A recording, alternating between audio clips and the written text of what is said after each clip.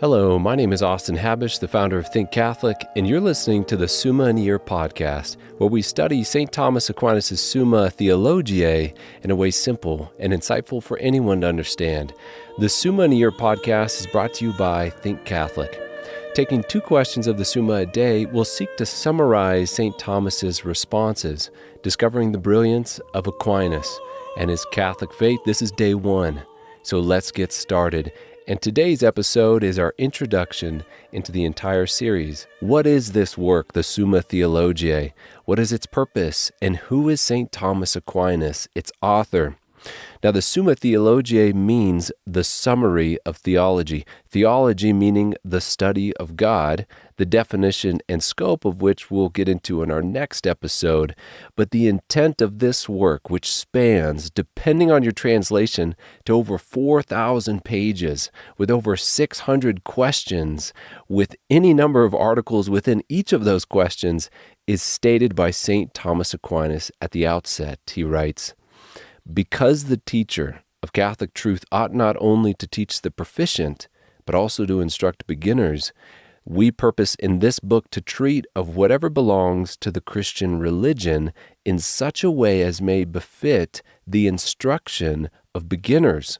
For we have noticed that novices in this doctrine have often been hampered by what they have found written by various authors, partly on account of the multiplication of useless questions, articles, and arguments.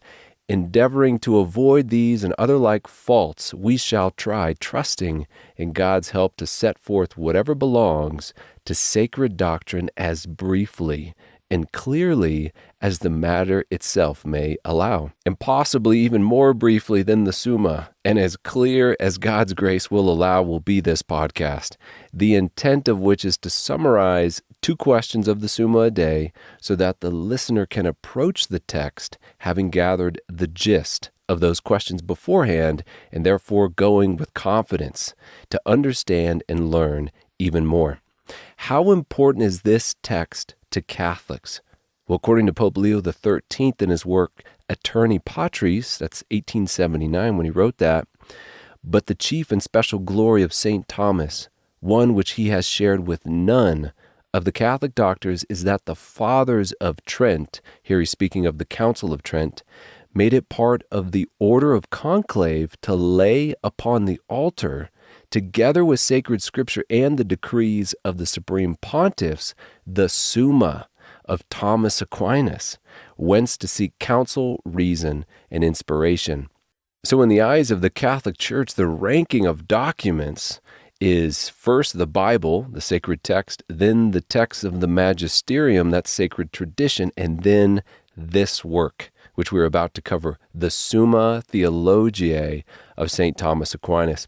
Pope Pius X would even warn Catholic teachers the danger of neglecting St. Thomas. This is from his work, Pascendi Dominici Gregis, that's 1907, he says, "And let it be clearly understood above all things that the scholastic philosophy we prescribe is that which the angelic doctor," that's St. Thomas Aquinas, "has bequeathed to us, and we therefore declare that all the ordinances of our predecessors on this subject continue fully in force, and as far as may be necessary, we do decree anew and confirm and ordain that they be by all strictly observed. In seminaries, where they may have been neglected, let the bishops impose them and require their observance, and let this apply also to the superiors of religious institutions. Further, let professors remember that they cannot set St. Thomas aside, especially in metaphysical questions, without grave detriment." The Summa's particular brilliance is how it brings faith and reason into the arena together to illustrate the one truth, which is God, according to their own purview, but never in such a way that there is any contradiction or an overstepping from one arena or one field into the others. And these 2 wings in which the mind rises to God must be kept together, or the result is what St. John Paul II warned of in his work Fides et Ratio in 1988. He wrote, "Deprived of reason, faith has stressed feeling and experience, and so runs the risk of no longer being a universal proposition. It is an illusion to think that faith tied to weak reasoning might be more penetrating. On the contrary, faith then runs the grave risk of withering into myth or superstition. By the same token, reason, which is unrelated to an adult faith, is not prompted to turn its gaze to the newness and radicality of being. Such is a synopsis of the importance and purpose of this work of St. Thomas Aquinas. But who was St. Thomas, its author? And I by no means intend to give a biography, for which there are many great and well-known biographies. I would only like to draw attention to three things in particular. The first is that he is a saint, St. Thomas Aquinas, that his name is the common doctor, or the doctor of doctors, we can say, and finally, that he was a Dominican. The fact that he was a saint tells us that this intellectual work was not done for no purpose, but to more deeply understand and teach regarding the one whom St. Thomas Aquinas loved.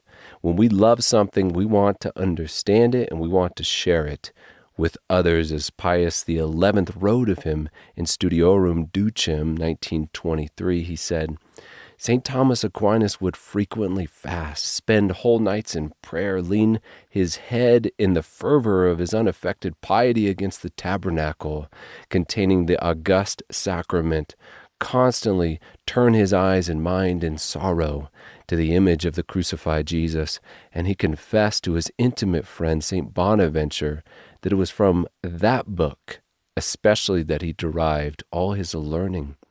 It may therefore be truly said of Thomas, what is commonly reported of St. Dominic, father and lawgiver, that in his conversation he never spoke but about God or with God. Such was his sanctity. He's also named the common doctor or angelic doctor. This places him in the Church's eyes as a universal expert on spiritual matters, which was very much built upon a life of prayer, along with the study of those who had come before him, as Leo XIII notes. In his work already quoted, he said, among the scholastic doctors, the chief and master of all towers Thomas Aquinas, who, as Cajetan observes, because he most venerated the ancient doctors of the Church, ancient teachers of the Church, in a certain way seems to have inherited the intellect of all.